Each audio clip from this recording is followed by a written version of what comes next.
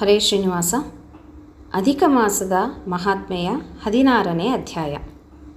ಗರುಡನು ಮುಂದುವರಿದು ಆ ಬ್ರಾಹ್ಮಣೋತ್ತಮನಿಗೆ ಹೇಳುತ್ತಾನೆ, ನಿನಗೆ 7 ಜನ್ಮಗಳವರೆಗೆ ಸಂತಾನ ಭಾಗ್ಯವಿಲ್ಲ.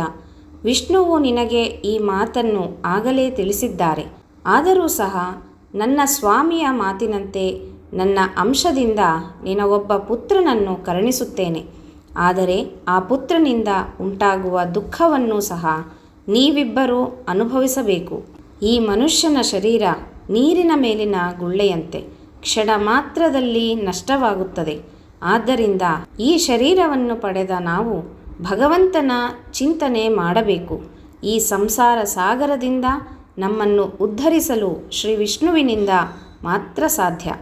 ನೀವು ಆ ಸ್ವಾಮಿಯ ಧ್ಯಾನ ಮಾಡುತ್ತಾ ನಿಶ್ಚಿಂತರಾಗಿರಿ ಎಂದು ತಿಳಿಸಿ ವಿಷ್ಣುವಿನ ಸಹಿತ ಗರುಡನು ವೈಕುಂಠ ಲೋಕಕ್ಕೆ ತೆರಳಿದನು. ಸ್ವಲ್ಪ ಕಾಲಾನಂತರ ಆ ಬ್ರಾಹ್ಮಣ ದಂಪತಿಗಳಿಗೆ ಸಕಲ ಗುಣ ಸಂಪನ್ನನಾದ ಒಬ್ಬ ಪುತ್ರರತ್ನನ ಜನನವಾಯಿತು. ಸುದೇವನು ತನ್ನ ಮಗುವಿಗೆ ಕಾಲಕಾಲಕ್ಕೆ ಮಾಡಬೇಕಾದಂತಹ ಸಂಸ್ಕಾರಗಳನ್ನೆಲ್ಲ ಮಾಡಿದನು. ಜಾತಕರ್ಮ, ಉಪನಯನ ಮುಂತಾದವುಗಳು. ಬಾಲಕನು ಶುಕ್ಲ ಪಕ್ಷದ ಚಂದ್ರನಂತೆ ಬೆಳೆಯುತ್ತಾ ಸಕಲ ವಿದ್ಯಾ ಪಾರಂಗತನಾದನು. ಒಮ್ಮೆ ದೇವಲ ಮಹರ್ಷಿಗಳು ಸುದೇವನ ಮನೆಗೆ ಬಂದರು. ಆ ಬ್ರಾಹ್ಮಣ ದಂಪತಿಗಳು ತಮ್ಮ ಪುತ್ರನ ಸಹಿತ ಮಹರ್ಷಿಗಳಿಗೆ ಯಥಾರೀತಿ ಸತ್ಕಾರ ಮಾಡಿದರು. ದೇವಲರು ಬಾಲಕನನ್ನು ನೋಡಿ ಅವನ ವಿನಮ್ರತೆ, ಅವನ ಬುದ್ಧಿ, ಅವನ ರೂಪ ಎಲ್ಲವನ್ನೂ ಹೊಗಳಿ ನಂತರ ಸುದೇವನಿಗೆ ಹೇಳಿದರು, ಬ್ರಾಹ್ಮಣೋತ್ತಮ, ಆಯುಹೀನ ಬಾಲಕನ ಎಲ್ಲ ಲಕ್ಷಣಗಳು ವ್ಯರ್ಥ. ಏಕೆಂದರೆ ಈ ನಿಮ್ಮ ಮಗ 12ನೇ ವಯಸ್ಸಿನಲ್ಲಿ ನೀರಿನಲ್ಲಿ ಮುಳುಗಿ ಸಾಯುತ್ತಾನೆ. ಆದರೆ ನೀವು ಇದಕ್ಕಾಗಿ ದುಃಖ ಪಡುವ ಅಗತ್ಯವಿಲ್ಲ. ಎಲ್ಲವೂ ಹಣೆಯ ಬರಹದಂತೆಯೇ ನಡೆಯುವುದು. ಇದರಲ್ಲಿ ಸಂದೇಹವೇ ಇಲ್ಲ.